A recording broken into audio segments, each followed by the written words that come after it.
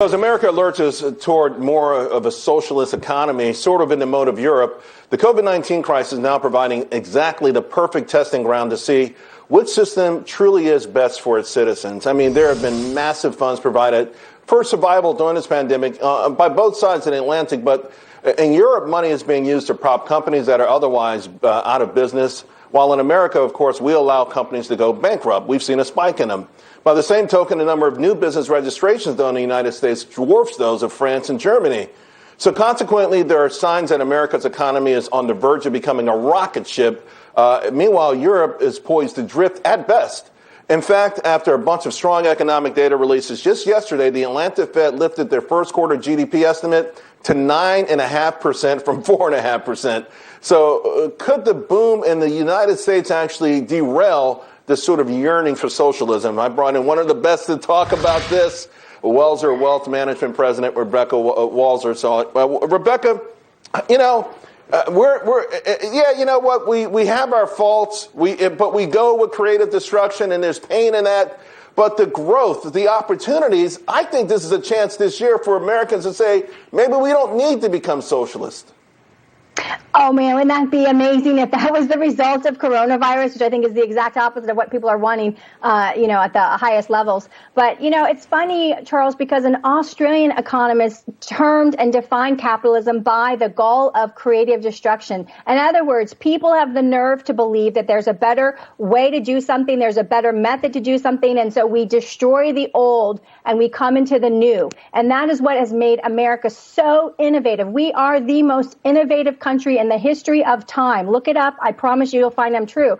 And if you're going to follow the European model, they have so many businesses that are completely frozen, Charles. They're not laying people off. They're maintaining, 50 or 87% of their salary with them sitting and doing nothing. And nobody's going out and saying, should we try to figure out another business? Should we work from home? Because they are just being paid to do nothing. And so that doesn't work in America. And yes, we allow bankruptcies, but then we also have new things that are birthed from the old. So that's why we keep moving forward. And I could argue against socialism all day long based on the history of America versus Europe. You can just see the dichotomy. Well, so then how do you explain then, Rebecca? Right now we're in the middle of a housing boom, a manufacturing boom, a retail boom that's going to get boomier, business startup boom, and still there's so many people in this country that think Denmark is a better place to live. How do you explain that?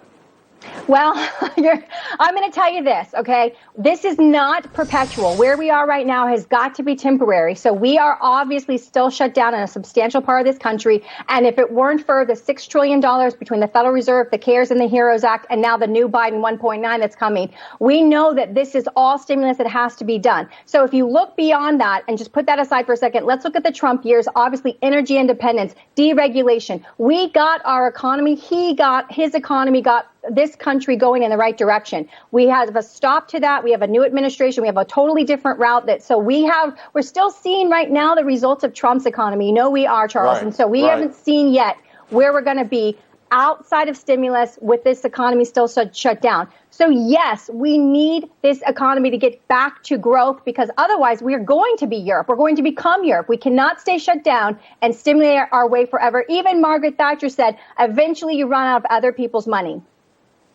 So to that point, though, someone would argue, take a look at your initial jobless claims this morning, almost 900,000 people. Europe is doing its best to make sure that doesn't happen there.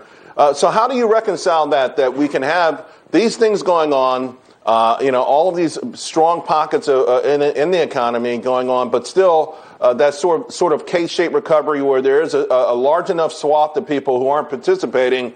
How do you push back against the notion that's why we need to change the system?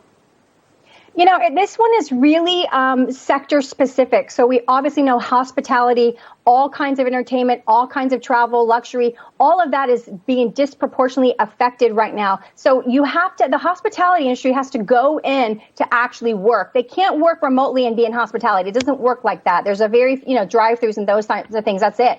So this is a disproportionately sector-focused recession, and we are trying the best we can through our social safety nets to take care of those people in an interim period, Charles. But we cannot sustain 6 to 8 $28 trillion. I think anybody knows by the time we get Biden, it's going to be $8 trillion when our total federal debt is $28 trillion. So you're right. It is not going to work long term. It's a temporary thing that we're able to get through, but we've got to get this economy back organically reopened, or we will become Europe, and that is not what we want to become.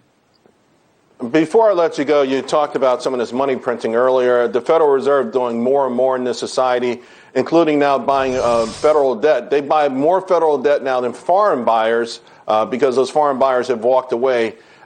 Can the creature from Jekyll Island, can it do it all? I mean, how much can we rely on the Federal Reserve to take care of every aspect of society? This is what I'm afraid of, Charles. This is the death of America, and people don't realize that. You know, there is a saying where you rob Peter and you pay Paul, and you're just taking it from one pocket to the other. We're buying our own debt because other foreign countries are walking away from it. What does that tell you? What does that tell you? People need to wake up and understand what that tells us. Yeah. When the dollar is no longer being bought, we have a big problem. Rebecca, we got to leave it there. Always enjoy these conversations. It's something to think about. A lot of social safety nets over there, a lot of growth opportunities over here. Which one do you prefer? Well, after months of media fawning all over him, New York Governor Andrew Cuomo facing bipartisan pressure and reports of a federal investigation over the administration's nursing home cover-up. I'm going to get reaction to this from Kristen Tate right after the break.